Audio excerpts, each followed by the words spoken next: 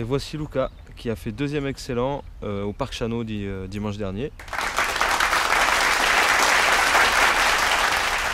Un joli staff.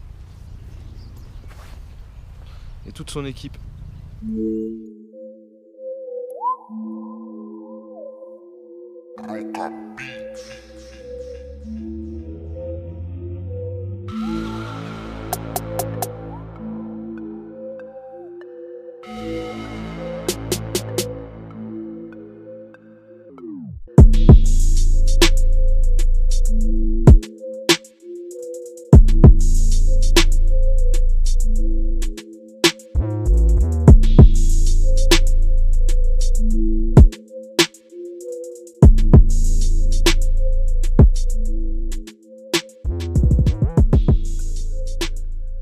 Pour démarrer sur de bonnes bases, il faut déjà avoir un chiot qui a une certaine stabilité. Il a cette stabilité tout simplement parce que l'éleveur avant vous a mis ce chiot dans un environnement stable, qui n'a pas provoqué de stress, etc. C'est pas un chien que vous avez acheté dans une vitrine, c'est pas... Tout ça, ça joue, hein. Ça joue sur le comportement du chien et c'est ce qui fait que d'entrée vous avez déjà un chien plus compliqué qu'un autre, etc. Un chien, ça s'achète dans un endroit naturel. C'est incompréhensible que des gens achètent des chiens sous vitrine, quoi. C'est vraiment insensé quand même. Par rapport aux connaissances qu'on a sur les animaux à l'heure actuelle, etc. C'est insensé d'aller acheter un chien sous vitrine.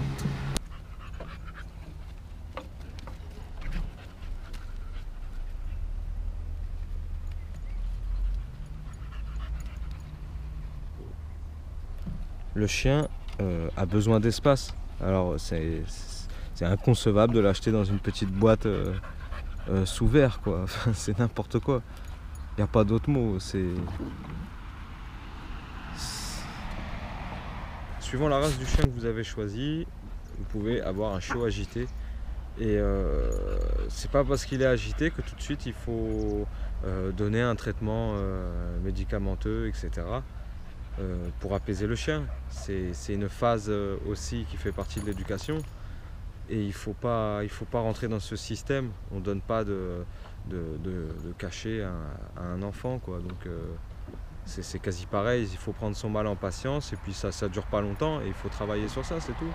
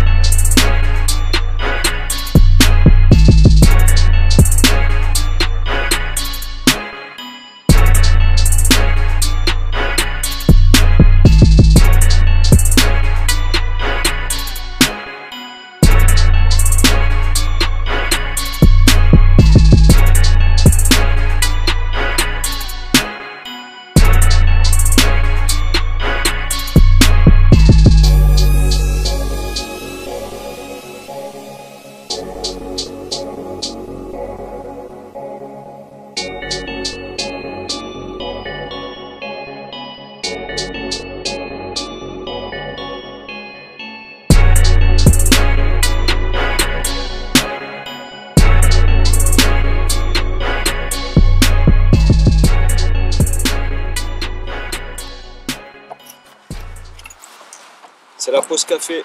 Je veux partager la pause café avec vous. Il faut du café parce que les chiens ça bouge. Hein. Aujourd'hui on en a 5. Il faut les occuper, il faut les faire obéir. Ça demande quand même pas mal d'énergie.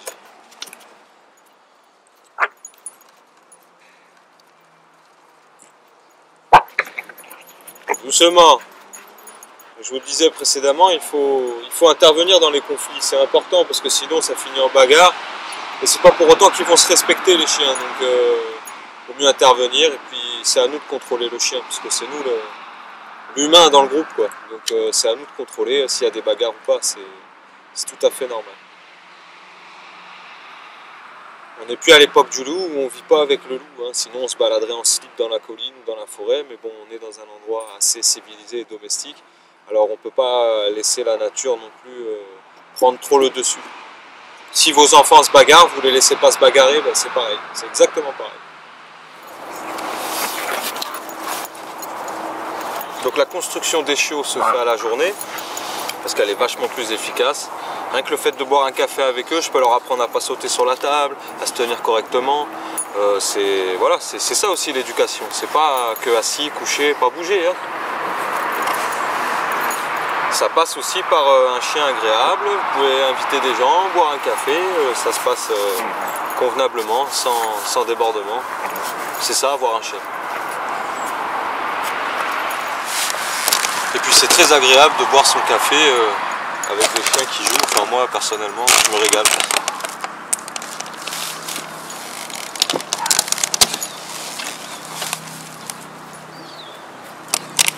C'est un bon moyen de les observer parce qu'eux ne font plus attention à moi.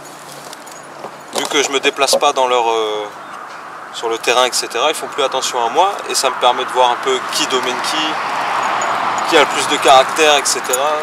Et moi ça m'aide dans le dressage que je vais donner derrière, quoi.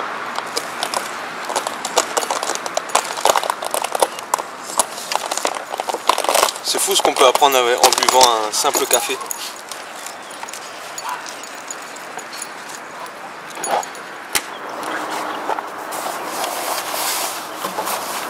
Alors,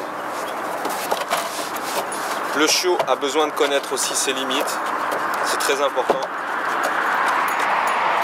Et ce qu'il faut, c'est travailler sa maturité. Un chiot qui devient mature, c'est un chiot qui obéit rapidement. Hop. Alors, qu'est-ce que tu fais? Hop, hop, hop, hop, hop. C'est bien.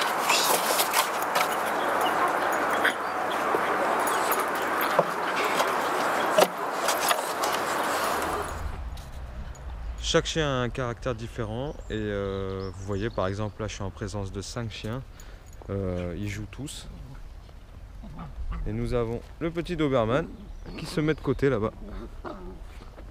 Bon, il faut dire que j'ai une équipe un peu agitée aujourd'hui, mais il y a des chiens qui sont plus calmes que d'autres et forcément il faut adapter le dressage. Oh, calmez-vous vous deux là.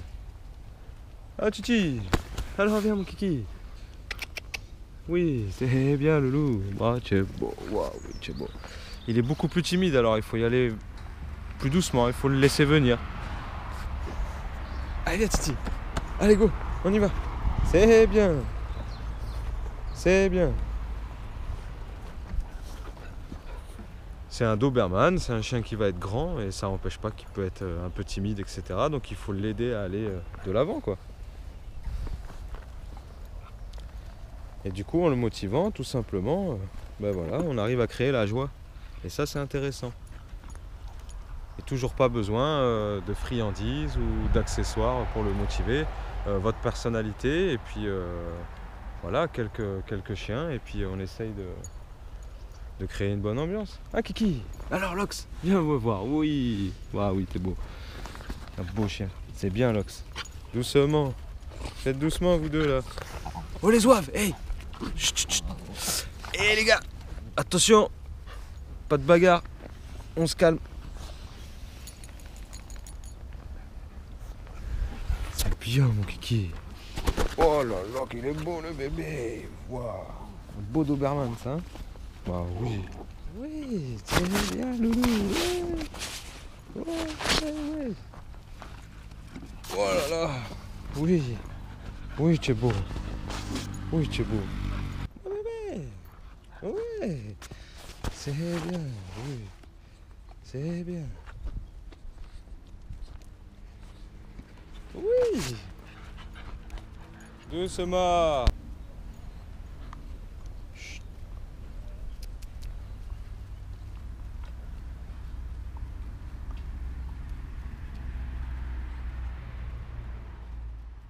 Le fait qu'il se retrouve en présence de chiens un peu plus agités, ça va créer en lui un peu d'agitation. Et au fur et à mesure, il va commencer à prendre un comportement agréable, quoi. Parce que c'est pas forcément agréable d'avoir un chien qui se renferme sur lui-même. J'ai un large choix de chiens et de chiots à travailler lors des formations. Donc c'est quand même assez agréable de pouvoir pratiquer plusieurs races C'est ce qui fait qu'on forme des éducateurs complets.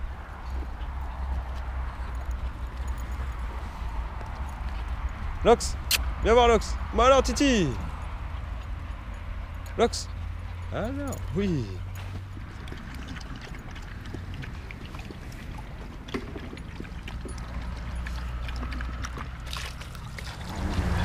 Vous pouvez venir découvrir nos méthodes. Nous sommes situés à Aubagne.